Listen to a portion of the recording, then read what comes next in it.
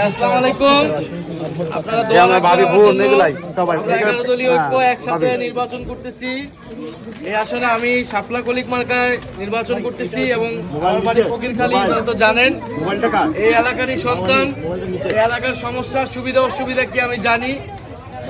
সময় অসময়ে আমাদেরকে আপনারা এলাকায় কাজে পাবেন, সাথে পাবেন। এবং আমরা জুলাই আন্দোলন করছি দেশের পরিবর্তনের জন্য, সংস্কারের জন্য। আমরা চাই দেশের যেমন সংস্কার হবে, এলাকারও সংস্কার হবে। গ্যাস, বিদ্যুৎ সহ রাস্তাঘাটের যে সমস্যাগুলো রয়েছে এগুলো সংস্কার করতে হবে এবং এলাকা থেকে দুর্নীতি, সন্ত্রাস, চাঁদাবাজি এগুলোকে দূর করতে হবে, ভূমিদস্যুকে দূর করতে হবে।